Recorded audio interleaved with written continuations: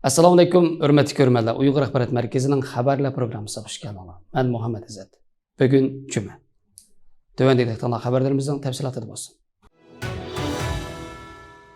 2023 yılı Qashqar rayonining tashqi savdo import eksport umumiy qiymati tunji qatim 80 milliard yuandan oshib, 83 milliard 680 million yuanga yetgan. Qashqar rayoni Sharq Turkistonning tashqi savdo import eksport umumiy qiymatining 23,4% egilgan bo'lib, eşiş nisbati 71,12% bo'lgan. Bu nisbat 2022 yildagi tashqi savdoning eşiş sur'atidan 25,3 point yuqori bo'lgan.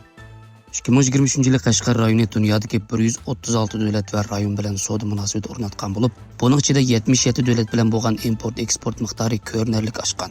Qashqar rayoni Qirg'iziston, Qozog'iston, Tojikiston, Pokiston, Shangang va Tayvandan iborat 6 cho'ng savdo hamrohi bilan bo'lgan import eksport qiymatining aktiv o'sishini qo'lga keltirib, eşiş nisbati ayrim holda 55,8%, 147,8%, 129,1%, 57,6% ve 30% bo'lgan.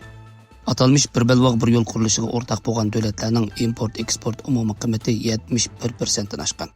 O'rta Osiyodagi 5 davlatga bo'lgan import eksport umumiy qiymati 74,2% dan oshgan bo'lib, uningdan boshqa universal iqtisodiy hamkorlik rayoniga a'zo davlatlarga bo'lgan import eksport umumiy qiymati 118% dan oshgan.